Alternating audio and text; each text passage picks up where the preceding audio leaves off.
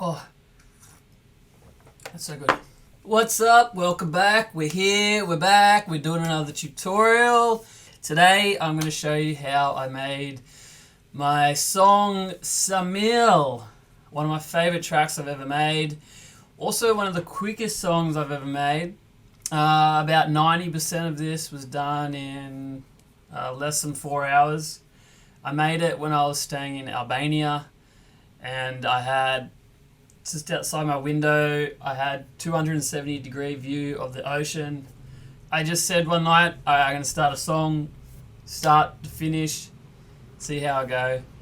Basically started with the chords, and I actually came across, I wrote the chords in piano, which I normally do. Just the stock standard. I normally use the stock standard Ableton piano. I wrote the chords, I think it was like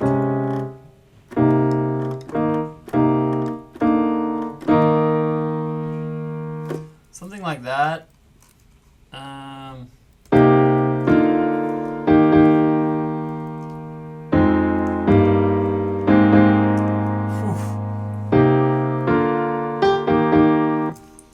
So that was the chords.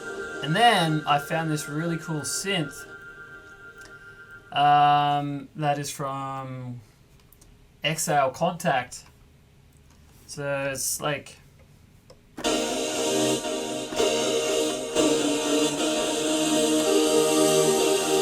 cool.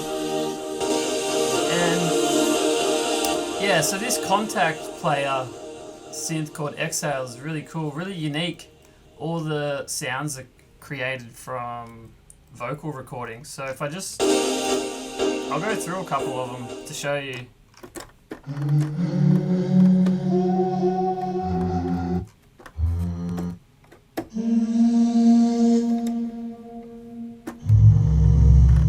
So yeah, you can do some really cool sounds with it, but I came across this one that was just so insane, I thought.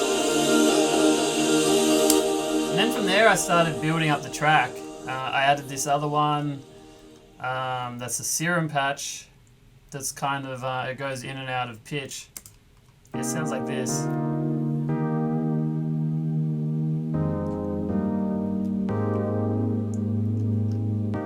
It's just so nice. And then a bass line.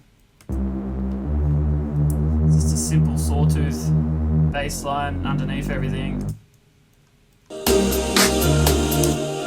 So this was like the intro. Normally I don't start with the intro. Normally I start with the drop and then work backwards. But this, I kind of built it from the intro, and then then I did the drop, then I did the breakdown, and I continued like that. And I think that's why the results are so different to my other tracks. So the drop, there's a few main elements. We got, I'll start with the kick. It's just simple.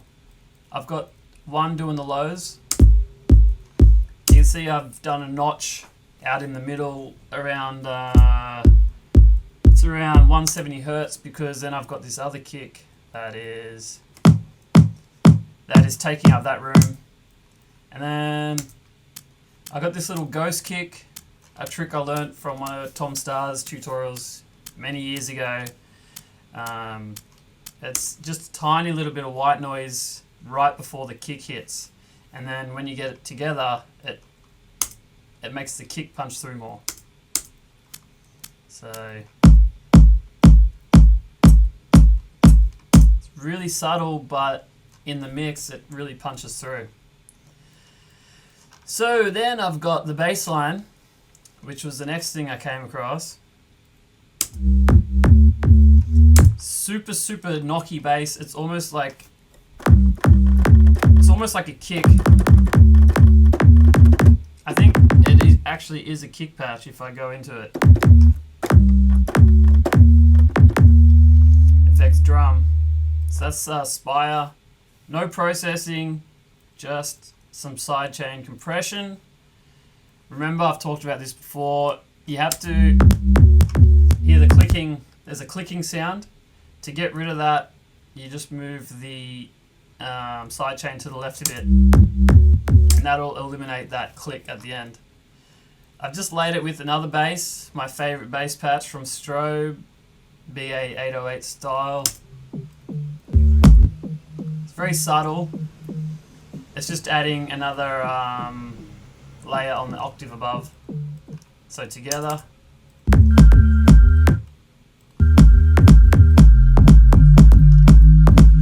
So that's basically it. The kick and the bass, and then obviously the main, I guess, the hook element for the drops is these steel drums. That's just playing the same melody. So it's the bass line that changes, and the melody, the top melody, is staying the same pretty much. And this is what that looks like in the MIDI form. So it's like.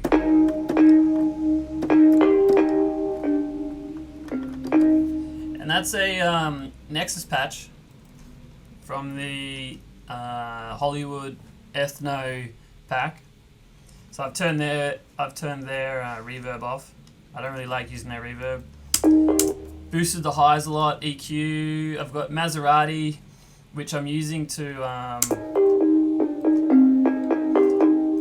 really make the transients a lot sharper. You can hear there without it.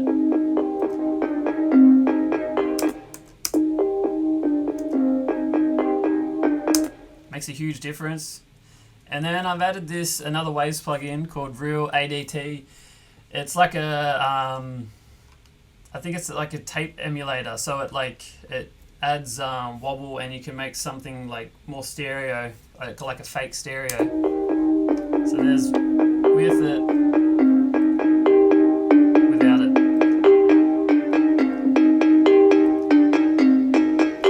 So I was basically delaying the left and right slightly, like real tiny, and then pushing them right out to the sides.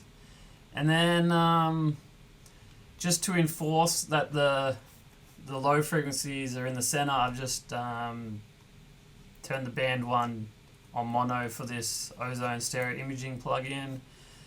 That's it for that. Then I've got this other sound that's a similar African drum, kalimba, also from Nexus.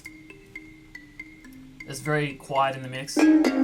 But then I've grouped those, and I've grouped them so I can affect them together. So I've got I've got an EQ, which is just for filtering. I've got that automated, and I've got this very cool little plugin I made. I've called it Zonderling type effects because I kind of got the idea from them. I hear it in their tracks a lot. So basically, like, as something's playing, I can add these crazy effects.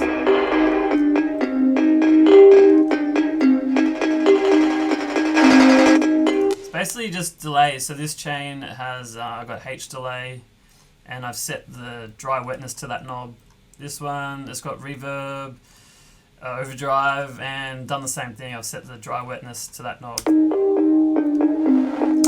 And normally what I do is I MIDI map this to a fader, so when I'm playing the track I can do it manually on the fly. It's just more like random then. I can do it more random than just drawing it.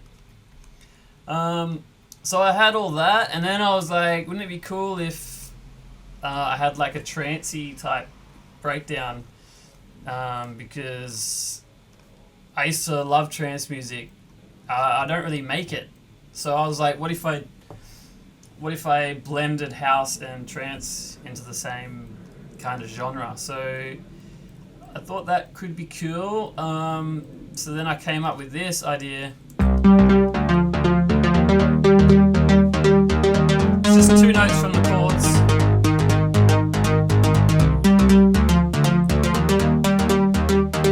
playing a pattern. So they never hit at the same time as playing off it. Dun, dun, dun, dun, dun. Very classic trance kind of pattern. But I thought it'd be cool if it kind of just was like A and B section. So the drop, and then it drops straight into this, like, with no like introduction or anything.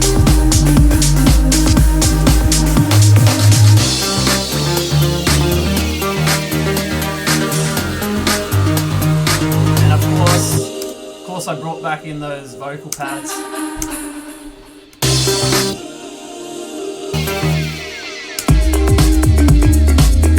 back into the drop. And then I used that contact thing again. Where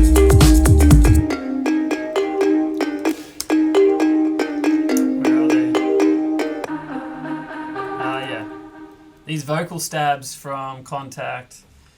Exhale again. Super cool.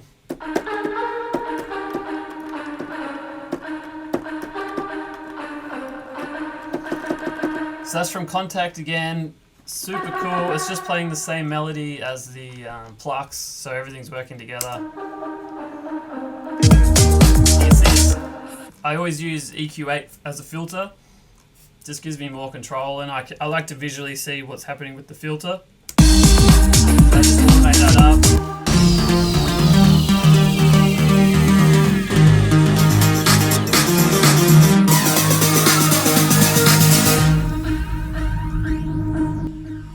And that's the track. So I hope you learned something, and if you haven't checked out my Fader Pro and Armada Music production course, make sure you do, because there's like 8 hours worth of footage, so it's definitely worth a watch. So until next time, catch you later.